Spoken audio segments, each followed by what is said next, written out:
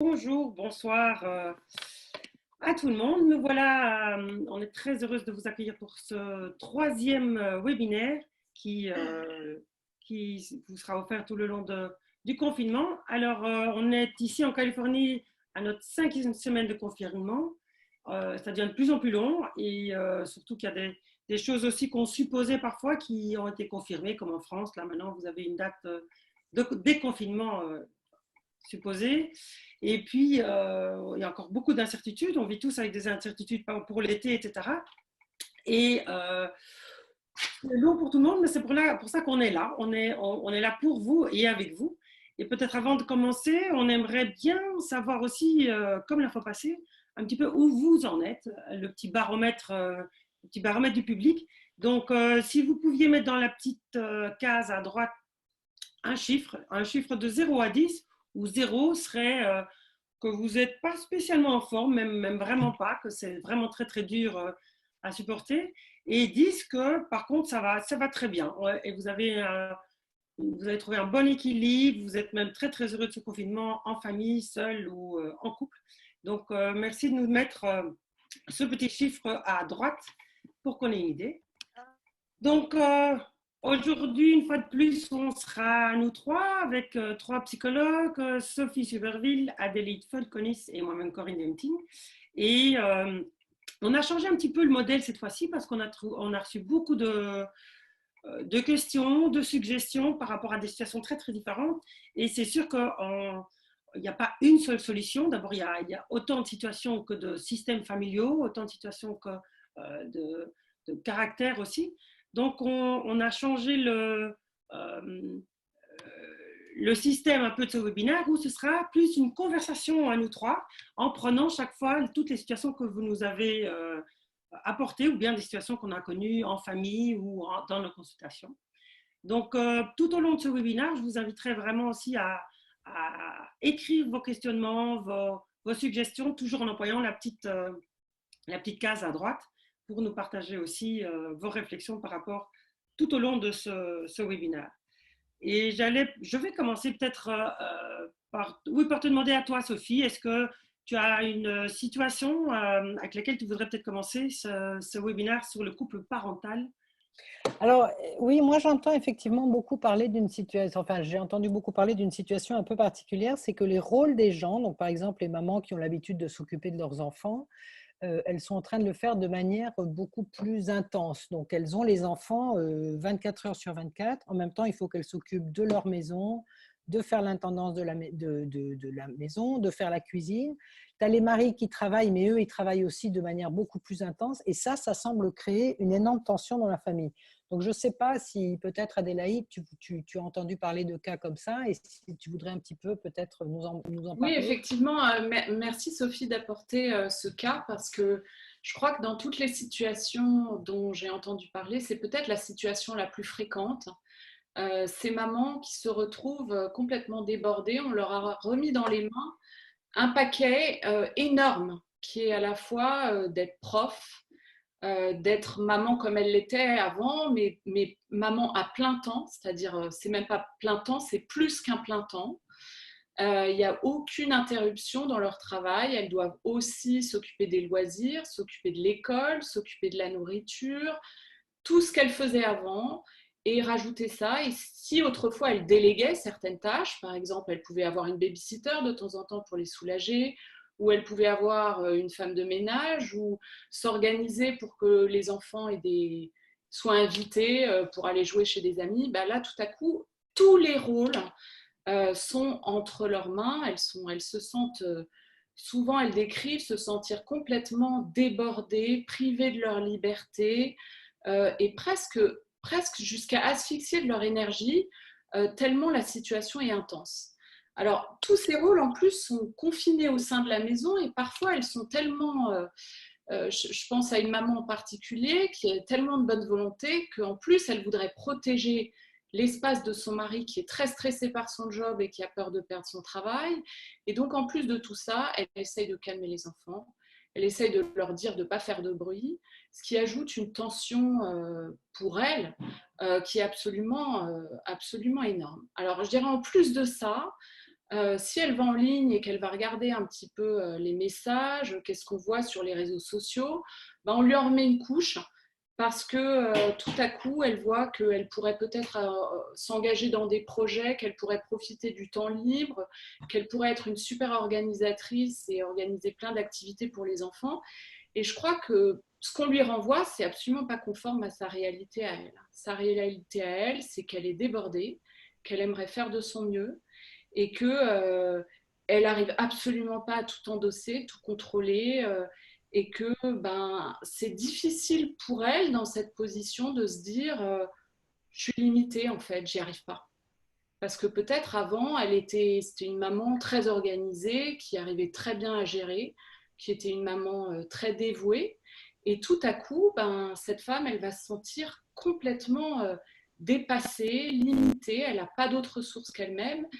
Et dans le dialogue familial, bah, ça n'existait pas en fait. Le dialogue familial, il est tout à coup rompu parce que c'est elle a l'impression qu'elle devrait s'adapter. Et en fait, cette adaptation est quasiment impossible parce que si on regarde la réalité est tout autre. Et la réalité, c'est qu'on lui a remis entre les mains un énorme paquet qui ne lui revenait pas, dont elle n'a pas voulu, qu'elle n'a pas demandé.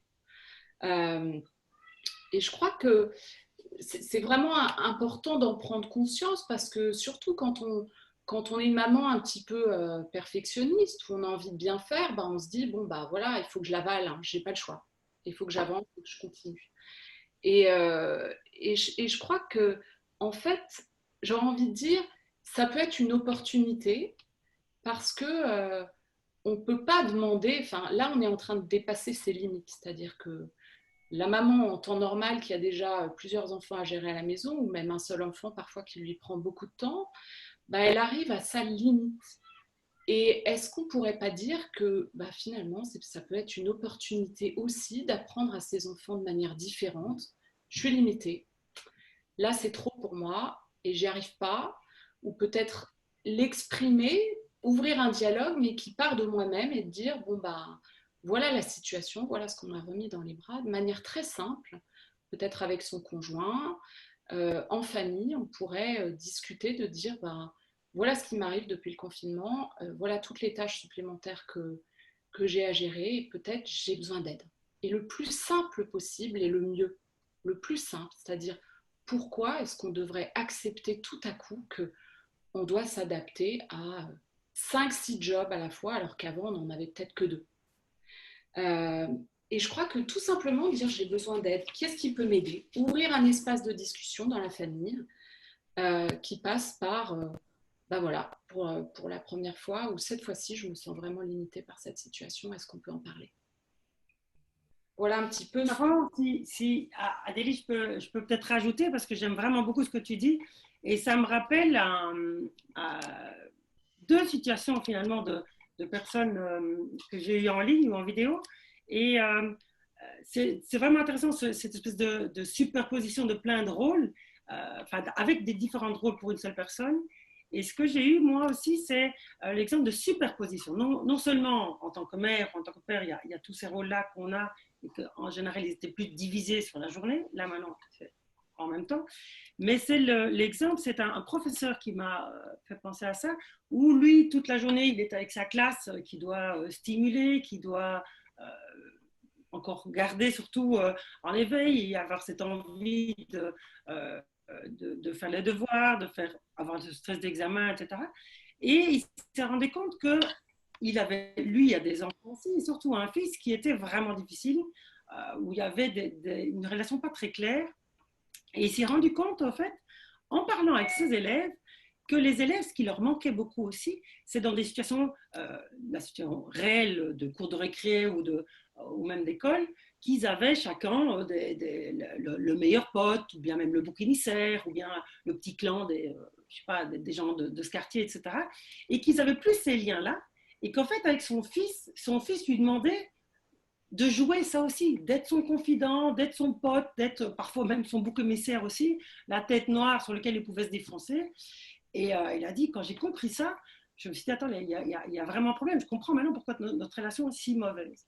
Et il disait, il y a non seulement ces rôles, mais j'ai plus d'instant pour faire la transition en chaque rôle. On n'a plus le temps de se déshabiller dans la salle et puis de revenir sur la pièce de théâtre avec les habits d'un autre rôle.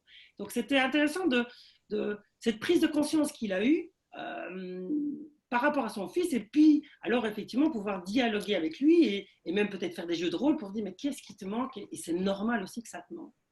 Et une autre situation par rapport à cette superposition de rôles, c'est alors là un autre cas de figure, c'est plutôt un cas de figure où les jeunes adultes qui sont nos enfants reviennent à la maison. Alors soit ils étaient à l'université, dans un campus, donc très important, ils reviennent, soit ils sont jeunes mariés dans un petit appartement et ils se sont dit, bon, pour le confinement, je vais venir peut-être plutôt chez les parents.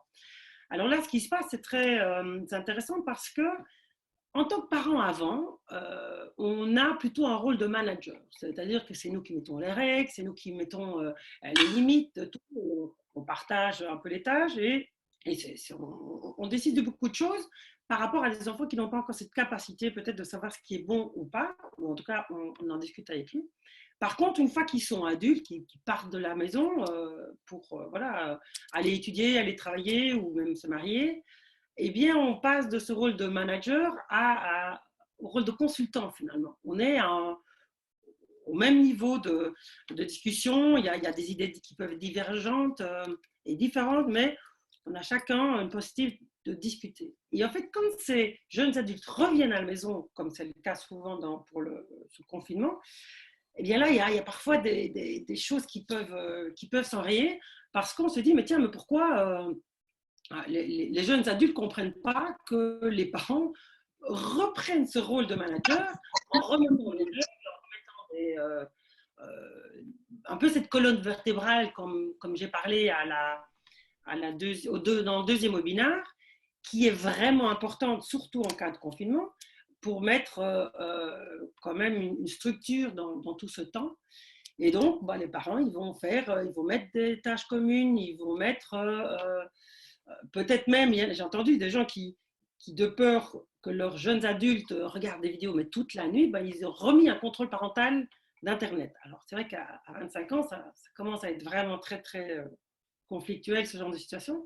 Donc, je crois que c'est important de pouvoir comme renégocier le contrat. Ils sont revenus à la maison, ils ne sont pas vraiment des invités, ils vivent vraiment. Et peut-être leur apprendre qu'il y a des choses qui sont négociables et qu'on gère ensemble, mais par contre, il y a des choses qui ne sont pas négociables.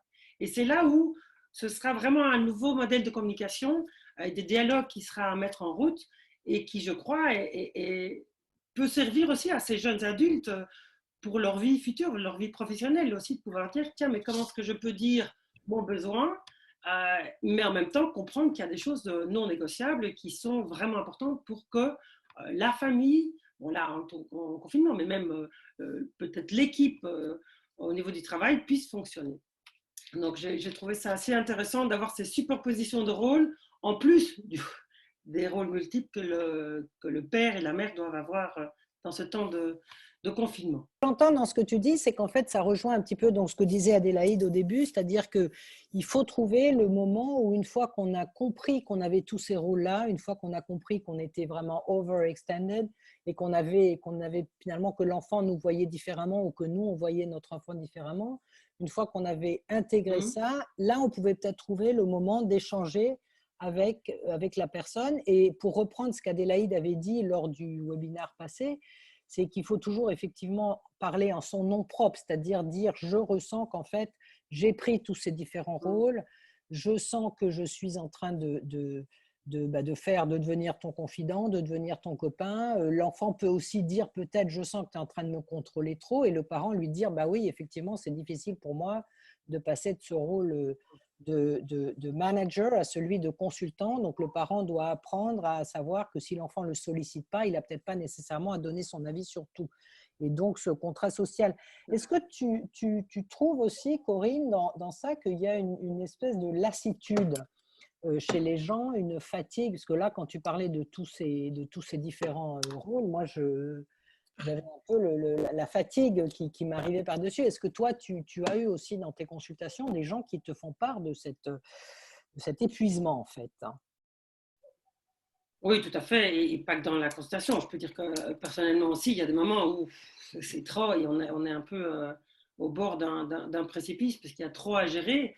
Et c'est tout à fait normal qu'à un moment donné, certains parents puissent perdre pied parce que c'est comme si on nous demandait l'impossible, mais en même temps, il faut le faire, cet impossible-là. Et on va tous le faire, on va tous réussir ce confinement.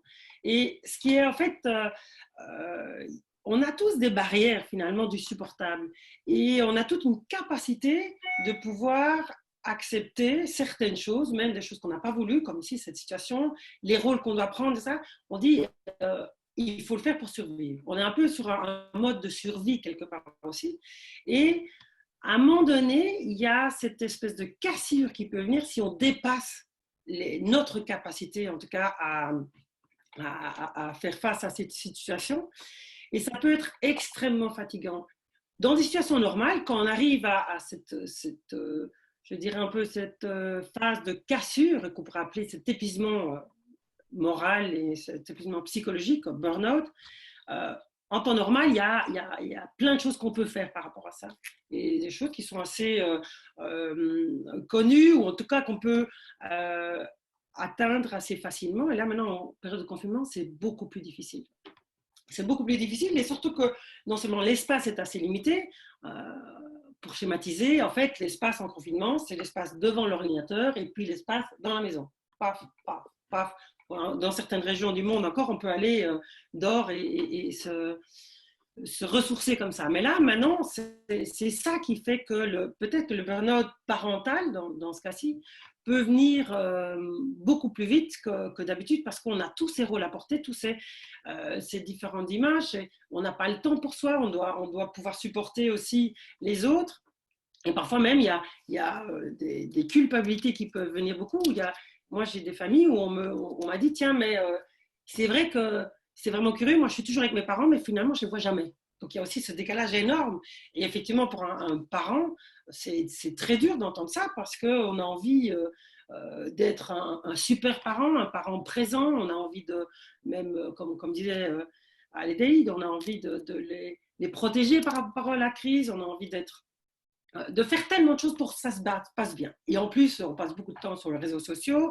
On voit ces familles extraordinaires qui fabriquent des masques avec des fleurs qui sont très jolies, d'autres qui vont aider dans les communautés, d'autres qui trouvent ça extraordinaire. Donc, il y a beaucoup de comparaisons. Ou bien même des gens qui me disent, mais moi, je travaille comme un dingue, je travaille 10 fois plus qu'avant. Et écoutez, ces gens qui me disent, moi, j'ai plein de temps, c'est formidable. Il y a beaucoup de colère aussi qui peut venir par rapport à ça, de colère, de jalousie, et finalement un épuisement physique aussi qui peut même se traduire, et c'est un des premiers symptômes, par des très mauvaises nuits, un sommeil très très perturbé. Donc tout ça amène effectivement à un breakdown qui peut amener au burn-out. Donc, dans ces moments-là, ce qui sera de nouveau important, on l'a déjà répété, mais c'est prendre conscience. Et surtout dans le burn-out, c'est prendre conscience de la toxicité de cette espèce de autocritique. Je ne suis pas assez bien, je ne suis pas la bonne mère qu'il faut. Moi, dans mes réunions, je ne parviens pas à motiver mes équipes. Et se mettre en doute très, très fort. Or, c'est normal de perdre ses repères aussi ici.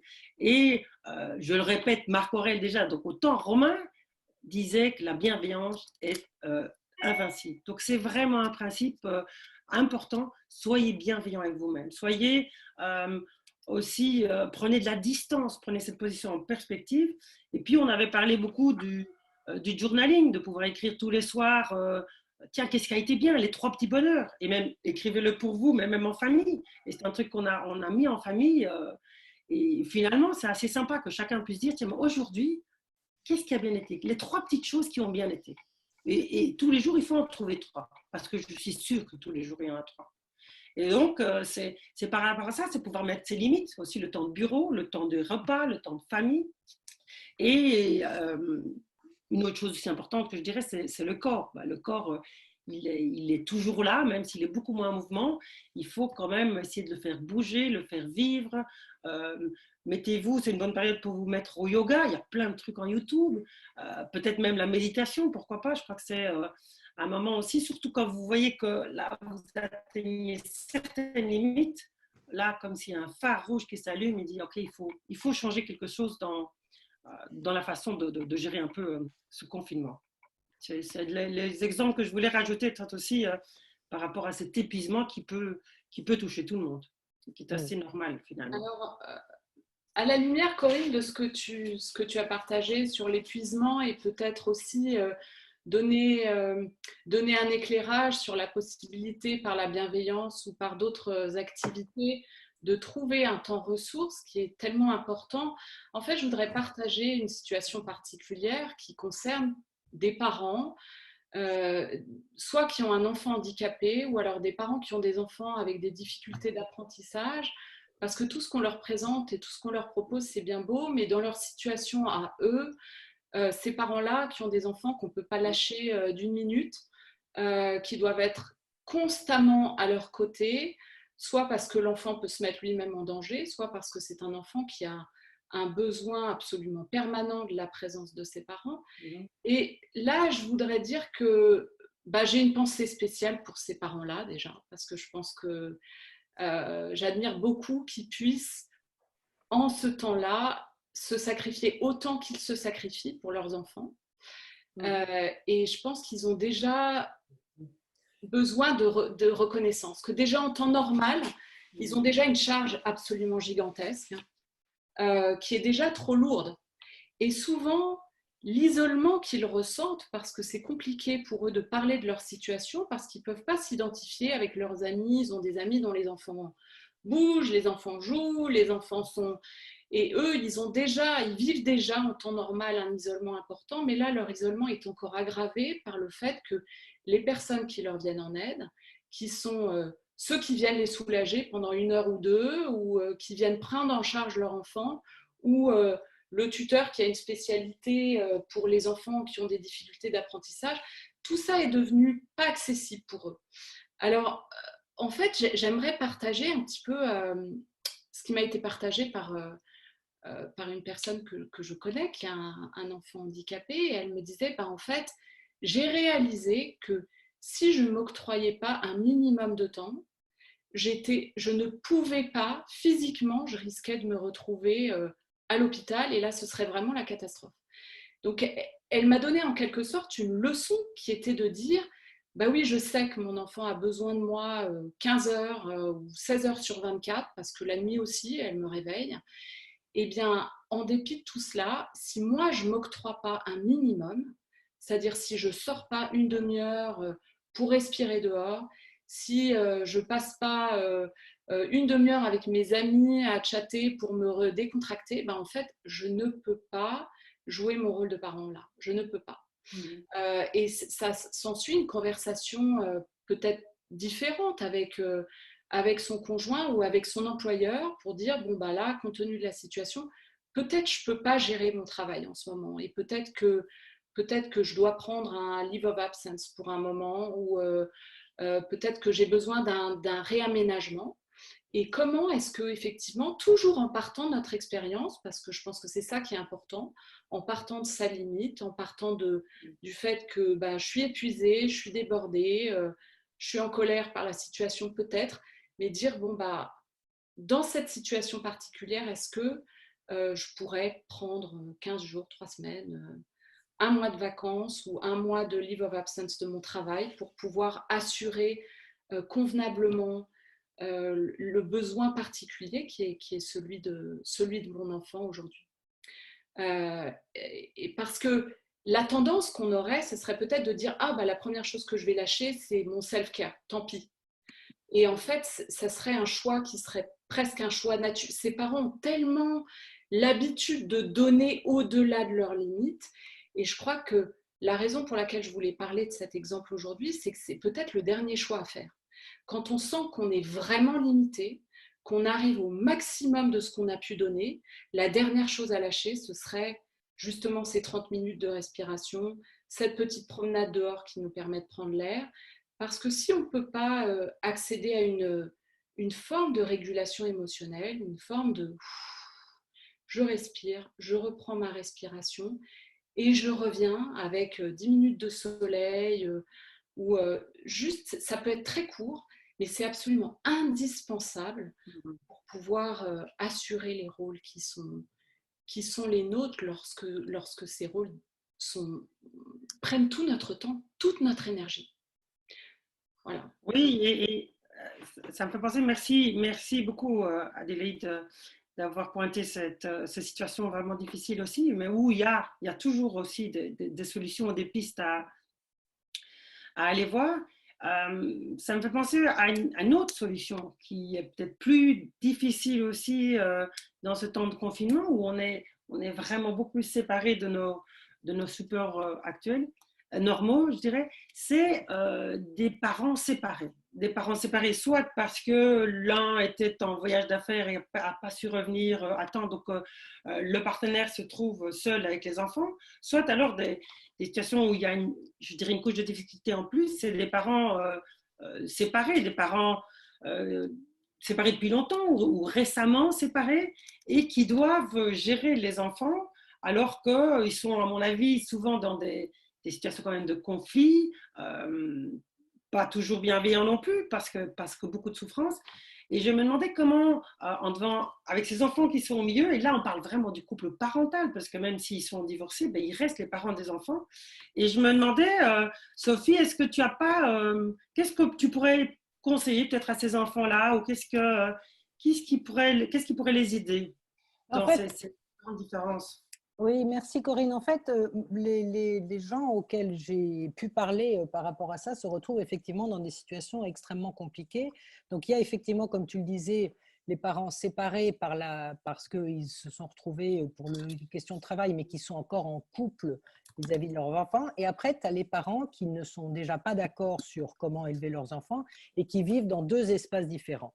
Et dans la crise d'aujourd'hui, où il faut vraiment qu'on trouve une manière de se sortir de cette tourmente, parce que vraiment il le faut pour notre survie, il devient parfois très difficile pour certains parents de faire un pas en arrière et d'accepter l'autre dans ce qu'il est. Alors ça l'est déjà parfois un peu compliqué avant le Covid, mais là, je dirais à ces parents-là, il faut essayer de retirer toutes les critiques et les jugements qu'ils peuvent avoir par rapport à l'autre, parce que très souvent, et ça on le sait déjà avant, les enfants en payent les conséquences, mais souvent le fait de critiquer et de résister, c'est un peu une manière de faire ressortir son angoisse. Les gens sont aujourd'hui, nous sommes tous à des degrés complètement différents, et peut-être pas pour les mêmes raisons, un peu angoissés de ce qui va se passer dans le futur.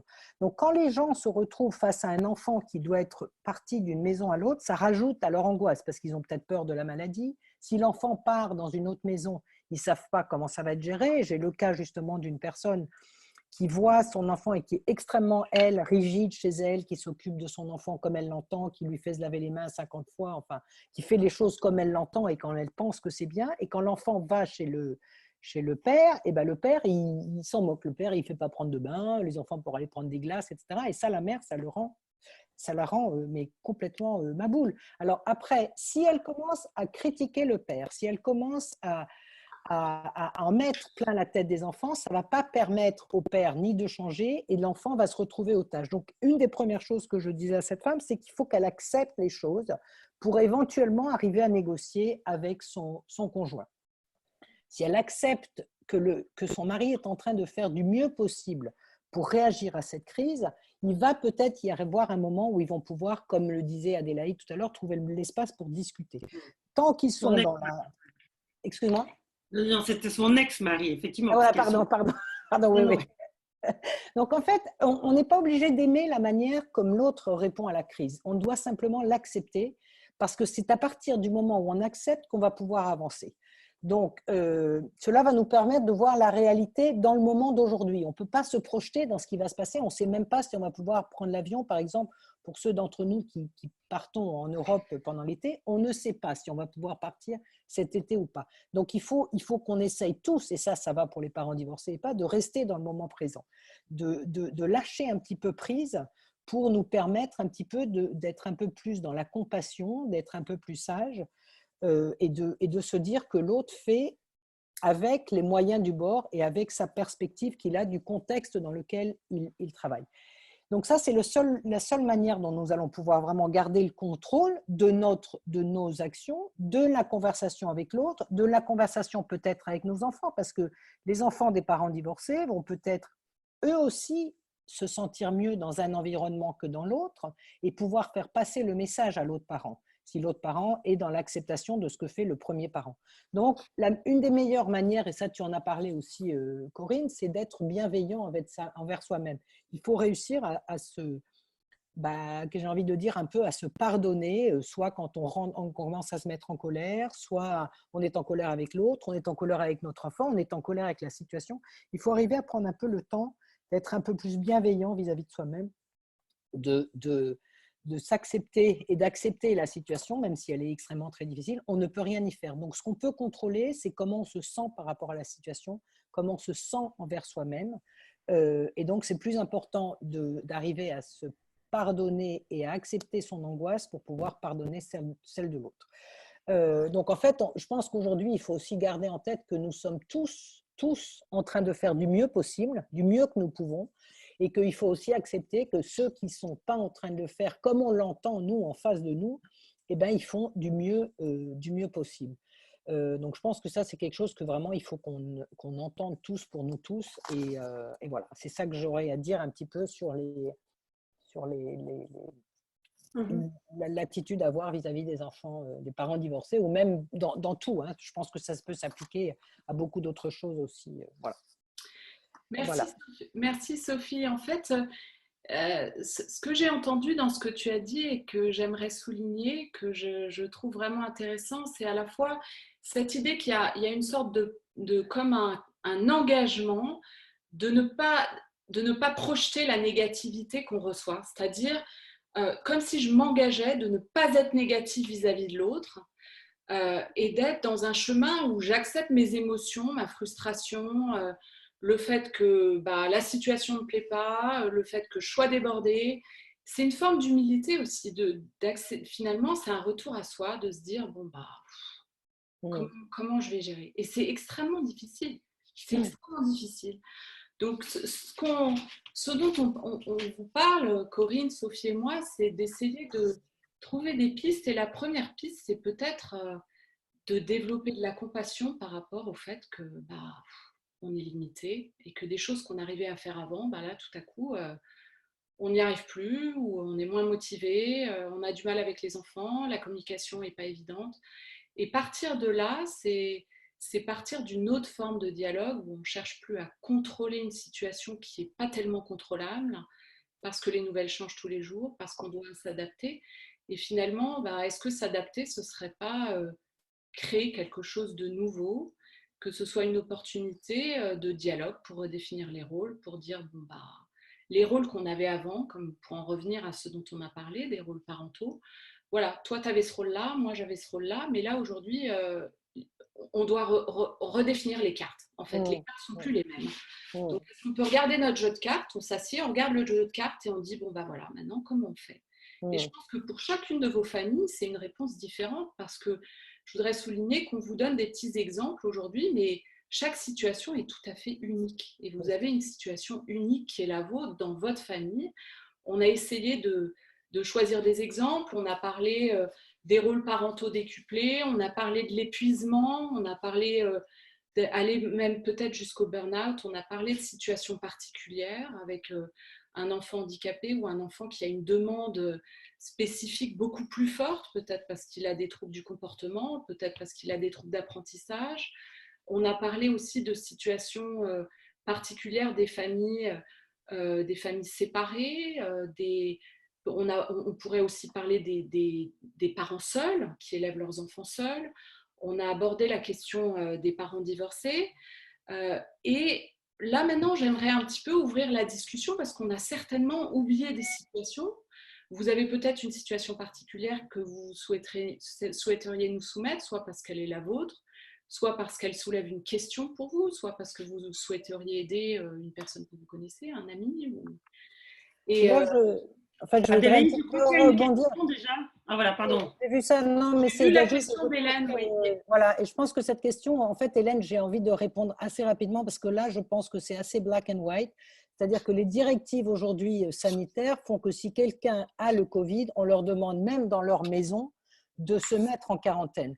Donc, s'il y a des parents divorcés ou un des parents a le Covid, il est effectivement recommandé, et ça c'est les lois sanitaires, que le parent se garde en quarantaine. Donc là, pour le coup, je crois que le problème est plus ou moins réglé dans ces cas-là, même dans les maisons. Et ça, je connais une personne qui a eu le Covid, qui vit avec son mari et qui a 3 enfants. Elle a dû se mettre en quarantaine dans sa chambre pendant 14 jours après la première apparition des symptômes, et après les 5 jours où il n'y a plus de symptômes, ou après les 14 jours, il faut vraiment qu'il n'y ait plus du tout de pic de fièvre, parce que sinon on recommence à zéro à chaque fois. Donc ça, c'est, je pense, pour répondre à cette question. Oui, la question, je dirais peut-être juste aussi que dans ce confinement, qui est dans la réalité vraiment très, très dur, d'avoir un confinement à l'intérieur même de l'habitation, je crois que c'est des situations extrêmement dures.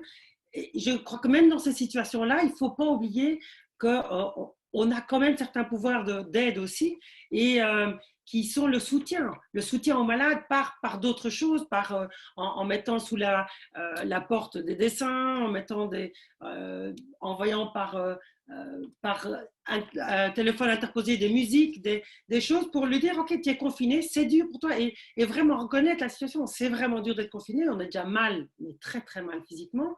Plus en plus, on ne peut pas toucher les gens, on n'a plus cette proximité. Donc, mais ça n'empêche pas de ne pas continuer à donner des supports, même à la personne malade. C'est pas parce qu'on est confiné qu'on ne le voit plus, qu'on ne lui parle pas. Non, il y a maintenant justement, on peut faire par téléphone interposé, on peut faire des vidéos entre les murs dans la même maison. Oui, ce que je voudrais ajouter à ce que tu as dit, Corinne, c'est intéressant parce que tu t'es placé du point de vue du malade et du besoin du malade. Il y a aussi le besoin du soignant ou de celui qui va prendre en charge tous les rôles. Et là, pour le coup, il ne pourra même plus demander l'aide de son conjoint. Et donc, il va se retrouver avec encore un rôle supplémentaire.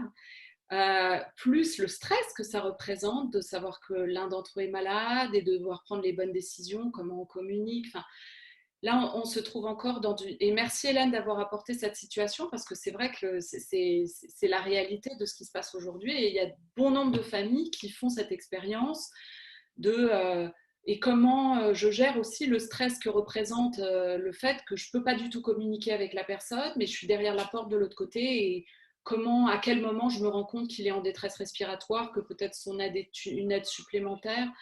Ça crée un stress au niveau de la famille qui est encore plus important et différent en fait, différent de ce qu'on a décrit. On a remarqué aussi qu'il y a quelque chose qui peut aider aussi parfois, c'est que les familles s'étaient mis des barèmes de choses à faire. Il faut que la maison soit impeccable, il faut que les enfants ne regardent pas la télévision, il faut que machin. Et il y a aussi quelque chose qui est en train d'apparaître aujourd'hui, c'est que à cause de cette crise, ou peut-être grâce à cette crise, il y a beaucoup de choses qui se remettent en place et les gens se disent, bah, finalement, mon enfant, il ne peut que regarder la télévision parce que là, moi, je dois travailler et finalement, ce n'est pas si grave. Surtout que ça va quand même passer, on ne sait pas combien de temps. Mais je pense qu'il y a aussi un lâcher-prise intéressant peut-être à conseiller à certaines personnes sur lesquelles de contrôler certains espaces de leur vie quand tout va bien, c'est possible. Mais il y a des moments où c'est pas grave. C'est pas grave si la salle de bain, enfin si la chambre est sans dessus tout. C'est pas grave si on n'a pas. Alors c'est bien évidemment, il faut garder des règles d'hygiène, mais il y a des moments où tout ce qu'on s'était dit pour être une famille parfaite, où tout allait bien, où on était tous bien habillés tous les matins et on se lavait les dents, etc. Ben, il y a des trucs où on se dit là, c'est peut-être pas très grave et c'est pas la fin du monde, parce que la fin du monde là, c'est qu'on reste en bonne santé, voilà. Alors, en fait, je voudrais juste partager une petite chose que j'ai trouvée intéressante, que j'ai trouvée en préparant cette intervention aujourd'hui et que je voulais partager avec vous parce que je me suis dit que peut-être ça pouvait inspirer certains ou certaines d'entre vous. J'ai bien aimé cette proposition qui était de temps en temps, peut-être une fois par semaine, s'asseoir en famille et dire est-ce qu'on peut partager en fait une chose positive à propos du confinement, une chose qu'on a aimée parce que peut-être il y a plus d'intimité familiale, peut-être on a fait des jeux, peut-être partager quelque chose d'agréable, que chacun le fasse, et puis de partager quelque chose qui est vraiment difficile et qu'on n'aime pas du tout. C'est intéressant de le faire en famille, quel que soit l'âge des enfants, parce qu'on est parfois surpris de ce que les enfants apportent et ce qu'ils peuvent apporter dans l'énergie familiale. Et puis, une chose qu'on aimerait changer. Et je trouve que c'est intéressant parce que j'ai entendu beaucoup de familles dire en fait, c'est drôle, on est tous ensemble et on ne se parle pas. Et on est tous séparés parce qu'on est stressés, on n'arrive pas à se parler, on est chacun dans notre coin et on rêvait tous d'une cohésion familiale qu'on ne trouve pas, qui n'existe pas. Et je me suis dit que pourquoi pas utiliser ce petit outil qui un peu délie les langues, parce qu'on donne un petit cadre, on dit une chose positive, une chose négative, et puis une proposition à changer. Et du coup, la proposition à changer, c'est comme une ouverture vers une nouvelle dynamique. Ça permettrait peut-être à un enfant, parce que les enfants se rendent compte quand les parents sont débordés, ils le réalisent très très bien et parfois ils s'en sentent même très coupables. Donc pouvoir apporter quelque chose de l'ordre d'une autre énergie en fait dans la famille. Voilà, je voulais juste partager ça avec vous. Je vous ai mis là dans le chat, Adélaïde et Corinne. Si Oui, il y a une autre question. Beaucoup d'entre nous sont aussi mariés en biculturel. Je me dis que je suis sûre aussi que notre différence d'appréhender la crise vient aussi de notre culturel et notre éducation, de nos visions de la part de notre histoire personnelle et linguistique. Je trouve que cela rajoute aussi un challenge au challenge. De même, le fait d'être binationaliste, on doit gérer deux pays et deux crises dans deux pays différents, deux familles, deux façons de voir. L'éloignement des Zooms, qui sont plus faciles à organiser d'un côté que de l'autre à cause des horaires, et là, pas facile pour nous, pas facile pour tous les couples de faire ou de savoir faire. Comment gérer du coup ces difficultés qui parfois entraînent une incompréhension et aggravent les différences et la façon de gérer les crises. Je crois que je veux bien répondre ou tenter de répondre, et puis peut-être Sophie et Corinne, vous pourrez aussi apporter votre point de vue, parce que je pense que ça en sera que d'autant plus riche. Alors je crois que déjà c'est une réalité, quand on est un couple biculturel ou qu'on vit une situation d'expatriation, tout à coup on a une vision du monde qui est moins unitaire. Je dirais que déjà, on le vit dans le mariage en temps normal ou dans la relation, dans une relation amoureuse, on vit très vite la différence et on se rend compte que la culture familiale de son mari n'est pas sa culture familiale. Et donc, on a des réponses qui sont différentes aux situations. En temps de crise, je crois que ce qui se passe, c'est que les choses apparaissent de manière encore plus saillante, flagrante. C'est comme si tout à coup, sont des flashs de couleurs qui sont intenses et les différences deviennent beaucoup plus fortes.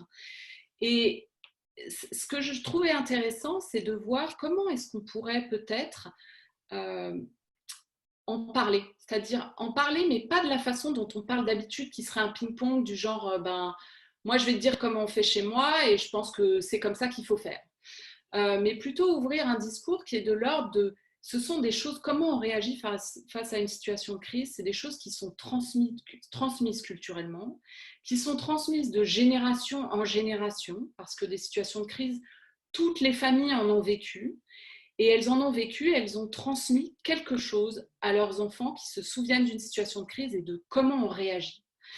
Et je crois qu'en fait, à la fois, c'est une opportunité extraordinaire d'aller comprendre les différences culturelles au sein d'une famille et de peut-être de les expliquer aux enfants, de dire, voilà, papa a telle nationalité, maman telle nationalité, et face à un obstacle, voilà comment on réagit chacun. Alors, il n'y en a pas un qui est bien et qui est moins bien. J'en reviens à ce que disait Sophie un peu plus tôt, que si on part dans un conflit pour dire à l'autre « t'as pas bien fait » ou « c'est pas comme ça qu'il faut faire », etc., tout de suite, on va se retrouver dans une escalade conflictuelle qui va amener à rien du tout.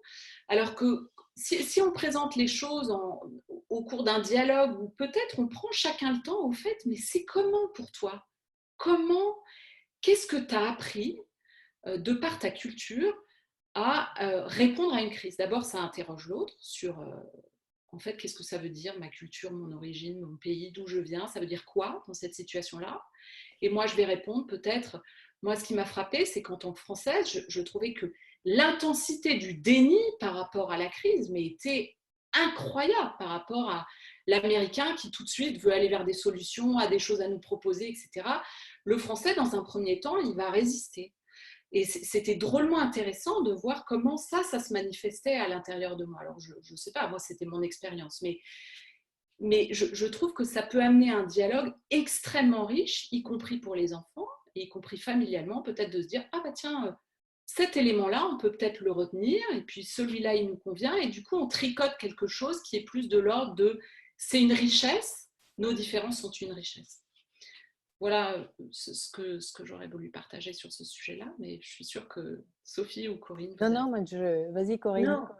Non, c'est effectivement, comme tu dis, une grande richesse et je dirais même que c'est une formidable occasion de parler de les familles d'origine, chacun, les deux partenaires, puisqu'ils viennent de cultures différentes, ils viennent de systèmes familiaux différents et dont les parents peut-être ont vécu la guerre et comment est-ce qu'ils ont vécu la guerre différemment. Et je crois que là aussi, ça peut être vraiment très intéressant pour les enfants de ressortir les albums photos, de dire tiens, chez moi c'était comme ça, comme ça l'enfant peut vraiment prendre conscience aussi qu'il est la somme de ces deux histoires familiales et qu'il puisse se retrouver aussi là-dedans avec la richesse de la diversité.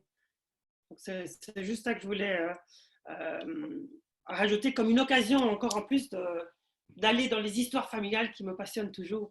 Voilà. Et donc, si je reprends un petit peu ce que vous avez dit toutes les deux et ce que avait dit tout à l'heure Adélaïde par rapport à faire un cercle de paroles dans la famille, il pourrait y avoir peut-être des exercices à faire sur comment tu envisages que nous, avec les clichés qu'on a de la culture de l'un et de l'autre, comment l'un et l'autre envisagent que normalement il devrait faire s'il était lui-même français ou la femme était elle-même américaine. Et je pense que ça casserait aussi peut-être et ça pourrait amener des gens à réfléchir sur ce qu'on a comme a priori, sur comment l'autre ferait les choses. Parce que Adélaïde, tu as raison, on part tout de suite tous dans notre tête. Bah, nous, les Français sont des rebelles. Moi, j'entends dire que si les Allemands, ils n'ont pas tellement de morts, c'est parce qu'ils sont vachement plus réglementés que les Français. Mais est-ce que c'est vrai ou pas, on n'en sait rien. Donc, mais tout ça, c'est très intéressant et c'est très intéressant au niveau sociétal. Donc, je pense peut-être dans un couple aussi et avec les enfants. Et je rejoins à ce que vous avez dit toutes les deux, c'est de se poser des questions donc, sur d'où on vient, pourquoi on a fait ça, pourquoi est-ce qu'on pense que nous, en tant qu'Américains ou que Français, on a réagi comme ça, ou Belges, excuse-moi, bien sûr, bien sûr. Pourquoi est-ce qu'on a réagi comme ça? Pourquoi est-ce que nos gouvernements réagissent comme ça? Pourquoi est-ce que voilà? Et en se disant encore une fois, et là je reprends l'hypothèse, enfin ce que disait Don Jackson qui a fondé le Hammer Eye, c'est qu'on a tous, il faut partir de l'hypothèse qu'on fait tous au mieux possible avec ce qu'on a comme connaissance dans le système dans lequel on agit.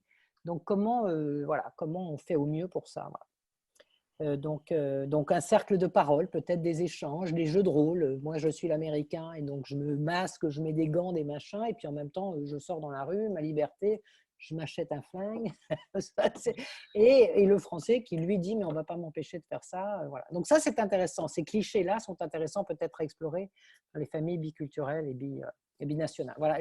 On a eu envie un petit peu de parler de rituels, mais du fait que toutes ces célébrations et ces habitudes qu'on a pour célébrer certaines choses qui ne vont pas avoir lieu cette année. Et pour les jeunes en particulier, les graduations, leurs 18 ans, les voyages de fin d'année, etc., ça risque de ne pas avoir lieu. Corinne, tu veux peut-être rajouter quelque chose? Effectivement, je crois que les ados, c'est une population qui souffre vraiment d'autant plus de cette période de confinement parce que quand on pense adolescents ou jeunes adultes, 18-20 ans, c'est vraiment, on pourrait dire, les plus belles années de notre vie. Et que là, c'est justement là où ils sont confinés avec maman ou avec papa ou avec leurs parents séparés ou ensemble. Donc, c'est vrai que c'est très, très difficile. Mais ce que j'ai remarqué aussi, c'est que bon, c'est difficile pour tout le monde, mais eux ont des priorités très, très différentes de nous. Et au départ, moi, j'en ai deux à la maison. Et en fait, je les écoutais pas tellement, mais j'étais plus intéressée par que ça fonctionne bien, que tout le monde ait ce qu'il faut. Il y en a qui sont en examen, il y en a d'autres qui n'ont plus d'examen. Et en fait, c'est de leur laisser aussi peut-être la parole et dans ma structure que j'avais mis, etc. Mais qu'est-ce que toi, tu aurais besoin? Qu'est-ce que toi, finalement, tu as envie de mettre comme règle? Et il y en a un qui m'a dit, mais ma règle, c'est que tu me fiches la paix, au moins jusqu'à 1 heure. Si je ne me lève pas à 1 heure, bah, tant pis. Donc là, c'est aussi pouvoir, c'est toute cette négociation où on leur donne la parole. Mais alors là, ici, on fait des jeux aussi en disant, mais tiens, essaye d'argumenter un peu plus ce que tu veux. Donc, prendre ces situations très difficiles aussi en disant, mais c'est une situation où tu peux t'exercer à la négociation, à, à l'argumentation et pouvoir dire, tiens, mais moi, et vraiment leur apprendre à définir vraiment de quoi ils ont besoin dans ces moments-là et qu'est-ce qu'ils auront envie de changer dans ce rythme qu'on a tous un peu, enfin, qui nous a été imposé, qu'on essaye chacun de garder quart à quart. Donc, c'est vraiment leur donner la parole aussi, leur donner une parole comme un adulte qui aurait tout à fait, ce droit de veto serait aussi grand que les parents finalement pour certaines choses qui sont négociables. En fait, j'aurais envie d'ajouter quelque chose parce que j'entends la volonté qu'on a avec des ados un peu de leur offrir des opportunités, c'est-à-dire de leur dire bah, regarde, l'herbe va être plus verte plus tard, ou alors de quoi tu aurais besoin, on est déjà dans l'action là. Mais avant de rentrer dans l'action, je crois que ce qui est très difficile avec les adolescents, c'est que souvent, soit ils sont fermés, soit ils explosent. Ils ont beaucoup de mal à gérer leurs émotions. Pour beaucoup d'entre eux, c'est une des complexités de l'adolescence. Comment on dialogue avec des adolescents, comment on se met à leur niveau pour que, pourquoi pas, ils passent une après-midi à râler ou à dire que c'est vraiment injuste, qu'ils en ont ras-le-bol, etc. Et je pense que si vous leur offrez cette opportunité-là, qui peut se faire si vous avez la possibilité d'aller vous balader derrière chez vous, si c'est possible, ou même vous asseoir sur le bord du lit de votre ado et avoir rien d'autre à faire que de l'écouter jusqu'à temps qu'il vous dise qu'il en a vraiment marre de ne pas voir ses copains et d'être accroché à son téléphone parce que c'est la seule manière de communiquer. Je pense que ça, c'est ce qui permet de passer à l'étape suivante, de dire après, bah, en fait, j'aurais besoin de ça. Mais pour d'abord, avant d'accéder à ça, c'est important de peut-être juste s'asseoir, donner un espace pour dire, ben là, vraiment, pas sortir le soir, être enfermé avec papa et maman, avoir tous les dîners tous les soirs avec vous, franchement, ça me gonfle, quoi. Parce qu'en fait, c'est un peu ça. Alors moi, je rajouterais un petit peu effectivement dans ce que tu dis, Adélaïde, qu'il faut, je pense, accepter que les enfants peuvent être dans une espèce d'énorme colère et frustration, qu'ils n'ont peut-être pas envie de parler aux parents, mais que si nous, les parents, on prend conscience de ça et qu'on arrive à transmettre à son enfant, qu'on comprend où est-ce qu'ils sont, que si effectivement, c'est pas rose du tout et eux, ils n'ont pas le recul que nous, on a sur le temps de vie que ça va durer, et de se dire, OK, bah nous, on prend conscience de cette énorme colère et cette énorme frustration, et peut-être qu'on aura donc une manière de se projeter vis-à-vis d'eux, où ils viendront peut-être venir nous parler. Parce qu'effectivement, c'est effectivement, il y a beaucoup de familles dans lesquelles il est possible d'aller s'asseoir pour parler à son enfant, mais il y a aussi beaucoup de familles où c'est peut-être pas possible. Et donc peut-être que ce qu'il faut, c'est prendre conscience de la difficulté et de prendre conscience de notre impossibilité de les aider. Et à partir du moment où on intègre ça, et c'est encore une fois, je veux revenir au deuil, parce que là, on va être obligé de wrap up, mais ce qu'on voudrait, c'est vous proposer pour la prochaine fois la perte et le deuil. Et justement, dans la perte et dans le deuil, alors je ne parle pas nécessairement de deuil parce qu'on a perdu des personnes, même si malheureusement, parmi nous, il y a déjà des personnes qui ont perdu de la famille ou des amis de ce Covid. C'est aussi la perte de nos repères, la perte de nos rituels, et pour nos ados, et l'incapacité à ce qu'on puisse faire quelque chose pour que nos ados aillent mieux. Parce que quand nos ados passent par justement des deuils, et ils ont perdu quelqu'un ou ils ont perdu quelque chose, en tant que parents, on a envie de rendre le monde meilleur pour eux. Et quand on s'aperçoit que ce n'est pas possible, là, ça devient extrêmement difficile aussi pour nous. Et ce n'est pas une solution, mais le seul moyen de peut-être être un peu plus calme par rapport à ça, c'est d'en prendre conscience, de savoir qu'on ne peut malheureusement rien faire d'autre, intégrer cette difficulté, intégrer cette douleur et pouvoir avancer avec elle, et que les enfants sachent que c'est là où on en est et qu'on est tous, malheureusement, on n'a pas de solution et on fait du mieux qu'on peut. Sophie, je crois qu'on est arrivé à la fin du webinaire. Donc, je voudrais vraiment tous et toutes vous remercier, tous ceux aussi qui vont nous regarder par après sur YouTube, parce que je sais qu'on nous suit un petit peu dans le continent américain, mais aussi beaucoup en Europe. Donc, merci à vous tous d'avoir écouté ce webinaire et d'aussi nous avoir aidé à le construire avec vos questions, vos interrogations. Continuez à nous écrire, continuez. Je vois que Sophie a écrit dans toutes les dans le chat, si vous voulez faire un copier-coller, vous pouvez faire un copier-coller. Vous verrez les YouTube, si vous voulez les revoir, il suffit que vous tapiez Corinne ou Adélaïde, traverser la tourmente ou faire face à la tourmente sur YouTube. C'est vrai que c'est un peu compliqué. On va essayer de mettre des mots-clés un peu plus faciles, mais vous pouvez faire des copier-coller et vous pouvez nous contacter avec vos questions, soit au réseau Main dans la main, soit pour rejoindre Corinne ou Adélaïde. Vous avez leurs adresses personnelles. D'accord. Et soyez nombreux à nous suivre encore vendredi prochain, même heure, 5 heures, 5 heures de l'après-midi pour San Francisco. Et on sera ravis de vous parler, comme Sophie l'a annoncé, sur la perte des rituels, des réjouissances et peut-être aussi la perte d'être cher à cause du Covid. Merci beaucoup. À la semaine prochaine. Soignez-vous bien. Merci. Merci Au revoir. Merci à tous. Au revoir, merci. Au revoir.